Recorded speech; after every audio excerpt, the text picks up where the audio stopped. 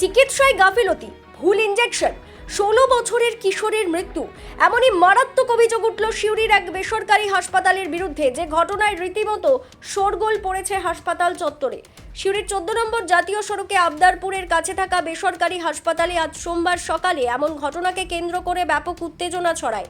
পরিস্থিতি সামাল দিতে ঘটনাস্থলে পৌঁছতে হয় খোদ সিউড়ি থানার আইসিকে। ভুল চিকিৎসার এমন অভিযোগের পরিপ্রেক্ষিতে যে কিশোরের মৃত্যু হয়েছে, সেই কিশোর হলো মৈনাক দাস। সে বীরভূম জেলা স্কুলের ছাত্র এবং সামনেই সে মাধ্যমিক পরীক্ষা দিত। এমন ঘটনার পরিপ্রেক্ষিতে হাসপাতাল ও চিকিৎসকদের বিরুদ্ধে মারাত্মক অভিযোগ তুলতে দেখা গিয়েছে পরিবারের সদস্যদের। সুরঞ্জনা দাসের অভিযোগ, হাসপাতালে ব্যাপকভাবে বেনিয়ম লক্ষ্য করা গিয়েছে। যিনি ডাক্তার তিনি চিকিৎসা না করে চিকিৎসা করছেন অন্য কেউ। ঘটনাটা এটা ঘটেছিল যে রাত্রিবেলা হঠাৎ করে মোটামুটি 11:30টার সময় করে আমাদের বাড়ির বাচ্চাটি, যার বয়স হচ্ছে 16 বছর, ঠিক আছে, এবার ও হঠাৎ করে বলে আমার একটু শ্বাসকষ্ট হচ্ছে আর একটু অস্বস্তি বোধ হচ্ছে, ঠিক আছে। তো ওই জন্য ওকে আমরা হঠাৎ করে রাত্রেবেলা সদর হসপিটালে না নিয়ে গিয়ে এই হসপিটালে আমরা নিয়ে আসি, ঠিক আছে, সুবোধ হসপিটালে নিয়ে আসি, যেটা কিনা সিউড়ি বাইপাস যাওয়ার রাস্তাতে পড়ছে, ঠিক আছে। তো এবার এখানে আসার পর হঠাৎ করে দেখি ও কিন্তু মোটরসাইকেলে এসেছে, ঠিক আছে, মোটরসাইকেলে আসার পর নিজে হেঁটে হেঁটে ঢুকেছে ভেতরে। তারপরে কী খেয়েছে না খেয়েছে ডাক্তারকে সব বলেছে। সমস্ত কিছু বলার পরে ডাক্তাররা ডাক্তার যিনি ছিলেন আর কি, সবথেকে বড় কথা হচ্ছে একজনই ডাক্তার ছিলেন, একটা মাত্র ডাক্তার ছিলেন এবং মহিলা ডাক্তার। আর প্রেসক্রিপশনে যে ডাক্তারের নাম দেওয়া আছে ডক্টর রিজওয়ান অসীম, সে ডাক্তার কিন্তু উনি নন, উনি একটা মহিলা, ঠিক আছে, যার নামটা কি জানো, কি দেবনাথ, না এই ডাক্তারের নামটা যাই হোক সেটা দেবনাথ, সেই মহিলা না, উনি রাত থেকে নামটা বলছেনই না।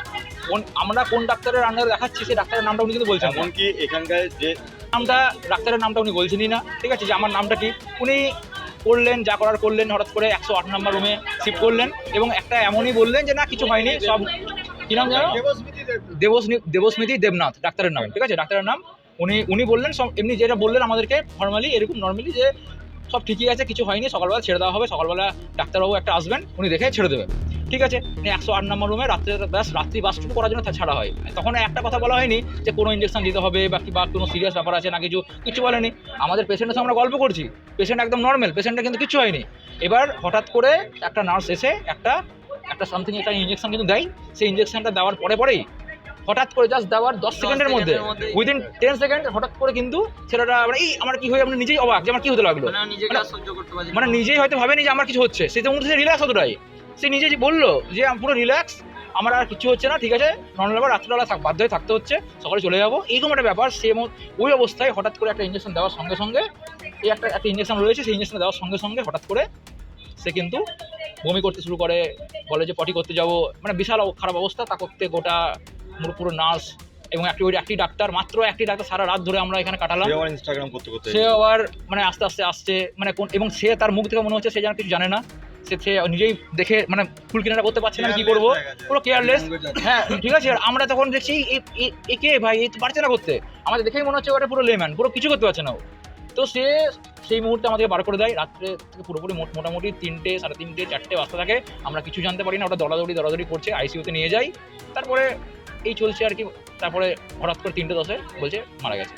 অথচ তাছাড়া এত ক্লু বেরোচ্ছে, যে ক্লুগুলো আমাদেরকে কিন্তু খুব সন্দেহ লাগছে আমাদের, যে আদৌ ঠিকভাবে মানে ওরা চিকিৎসা করছিল, ওটা তখনই মারা গেছে, আমাদের সামনে নাটক চলছিল, সেটা আমরা বলতে পারবো না আদৌ উনি ডাক্তার কিনা। কারণ আমরা প্রেসক্রিপশনে এক ডাক্তারের নাম দেখছি এবং নিজের নাম রাত্রি থেকে বলছে না। একটা ডাক্তার আমার কথা বলবে, উনি যদি না পারেন উনি ছেড়ে দেবেন, কারণ সেই মুহূর্তে তো পেশেন্ট কথা বলছে বেগুন খেয়ে। অথচ সবথেকে বড় কথা হচ্ছে যা খেয়েছে সব বলা সত্ত্বেও, কি খেয়েছে সব কিছু বলা সত্ত্বেও আমাদের সামনে বলেছে, তৎসত্ত্বেও উনি অস্বীকার করছেন, বলছে না আমাকে তো এটা বলেনি। উনি তো কানে হেডফোন লাগিয়ে গলায় হেডফোন ঝুলিয়ে কাজ করছেন। তারপরে আবার রাত্রিবেলা যখন আমাদের সন্দেহ এটা যে ভুল ইঞ্জেকশন দিয়েই হয়তো, কারণ আমরা চাক্ষুষ কি দেখছি যে ইঞ্জেকশনটা দেওয়ার সঙ্গে ইঞ্জেকশনটা দেওয়ার সঙ্গে সে নিজে অবাক হয়ে যাচ্ছে, আমার কি হয়ে গেল এই আমি এরকম কেন হচ্ছে আমার, ও নিজে ওটা লাস্ট ওর মুখে এই শব্দগুলো বেরিয়ে আসছে। বাচ্চার নাম মৈনাক দাস, বয়স 16, বীরভূম জেলা স্কুল। আমরা এটাই চাইছি যে আজকে এই যে হসপিটালে রয়েছে, যে হসপিটালে আমরা একটা রাত পুরো কাটালাম, গোটা রাত্রে যেটা দেখলাম একটি কোয়ালিফাইড ডাক্তার নেই, কিন্তু একটা এত বড় একটা মার্কেটিং করে একটা করে কোনো নার্স ঠিকঠাক নেই, মানে একদম সবাই ইনকম্পিটেন্ট, পুরোপুরি ফাঁকা একটা বিল্ডিং পড়ে আছে, ফাঁকা। আমরা ফাঁকা বিল্ডিং এর মধ্যে জাস্ট ভূত দেখছি, হয়তো কেউ নেই, ওরা এই দৌড়াদৌড়ি করছে, ওরা একটা ডাক্তারকে ডাকছেও না, মানে আমার যে একটা এই ঘটনা চলছে, তো একটা ডাক্তারকে তো ডাকবো, সেই ধরনের কোনো ওরা স্টেপও নিচ্ছে না। তো এই হসপিটালটা কি করা উচিত এবার মানুষ বুঝুক, আপনারা বুঝুন।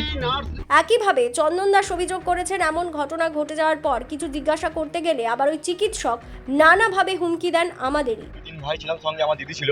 আমার দিদি যখন মহিলা ডাক্তারকে যখন জিজ্ঞাসা করে যে কি হয়েছিল বলুন, উনি বলছেন ঘুরিয়ে আমাদেরকে বলছে বেশি আমাকে হ্যারাসমেন্ট করবে, আমাদের ছেলেদেরকে বলছে শ্লীলতাহানির কেস দিয়ে দেবো, এরকম কথা বলেছে। এমনকি আমার কাকা যখন আসে, তারপরও কাকাকে বলা হয় বেশি আপনি বাড়াবাড়ি করবেন, অন্যরকম ব্যবস্থা নেওয়া হবে। রেস্ট করেছি এরকম ওদের হাসপাতাল কর্তৃপক্ষ এবং ওদের ডাক্তার যে মহিলা ডাক্তার আছে উনি। ঘটনার পরিপ্রেক্ষিতে বিজেপি নেতা উত্তম কুমার রজক জানিয়েছেন, মৃত কিশোরের পরিবারের সদস্যরা একাধিক অভিযোগ তুলেছেন, পুলিশ সব খতিয়ে দেখছে। সেটা হচ্ছে আমি যখন খবর পাই তখন রাত্রি 3:30, সঙ্গে সঙ্গে আমি ওই নার্সিংহোমে আসি, সুবর্ষা নার্সিংহোমে।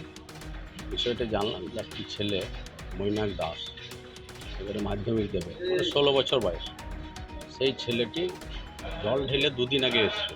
আসার পর কালকে একটা ওদের রিসেপশন প্রোগ্রাম ছিল, সেই প্রোগ্রামে গিয়েছিল, কিন্তু দেখছি শরীরটা খারাপ লাগছে, সে কিছু খাওয়া দাওয়া করেনি, বমি ভাব, ওর বমি করেছে। সঙ্গে সঙ্গে ওর বাবা, একটাই ছেলে, বাবার সঙ্গে সঙ্গে নিয়ে এসে হসপিটালে আসছিল। বলছি হসপিটালে নিয়ে এসে কী করবো, নার্সিংহোমে নিয়ে যাই, একটা ভালো পরিষ্কার পরিচ্ছন্ন নার্সিংহোম নিয়ে যাই। কিন্তু নার্সিংহোম নিয়ে গেলে নার্সিংহোমে কোনো ডাক্তার নেই, মানে চিকিৎসার মতন ব্যবস্থা নেই। সেই ডাক্তার না থাকার জন্য কি, যে ডাক্তারই ছিল সুন্দর, তার সঙ্গে কথা বলেছে, যারা এসে ভর্তি করেছে কথা বলেছে, সবই চলছে, স্লাইন চলছে।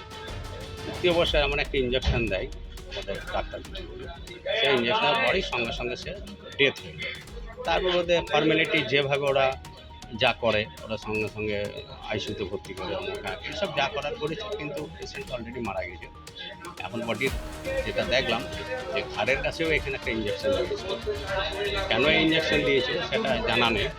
যাই হোক, অলরেডি পেশেন্টে সেই হিসাবে বাড়ির লোকে একটা অল্প বয়সের ছেলে, বাচ্চাদের ছেলে চলে গেল, অত্যন্ত দুঃখের ঘটনা।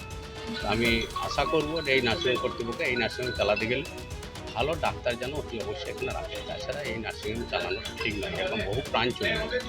যদিও হাসপাতাল কর্তৃপক্ষের তরফ থেকেও জানানো হয়েছে, তারা যা যা করেছেন সব নিয়ম মেনেই করেছেন। হাসপাতালের তরফ থেকে যা যা করা উচিত। এবার যে কোনো মৃত্যুর ঘটনাই খুবই দুঃখজনক, আমরা যথেষ্টই সমব্যথী পরিবারের সাথে। এবার আমরা ইনজেকশন যেগুলো দেওয়া হয়েছিল সেগুলো নর্মসের মধ্যেই পড়ে, ঠিক আছে। কারণ পেশেন্টের একটা সম্ভবত ফুড অ্যালার্জিরও হিস্ট্রি আছে, একটা এক্সারশনের হিস্ট্রি আছে, 2-3 দিন আগেই বোধহয় দেওঘর থেকে এসছেন, তো শ্রাবণ মাসের যেগুলো ব্যাপার আছে সেগুলো করে টোরে, তো একটা এক্সারশনেরও হিস্ট্রি ছিল। খুবই অল্প বয়স, 16 বছর বোধহয় বয়স।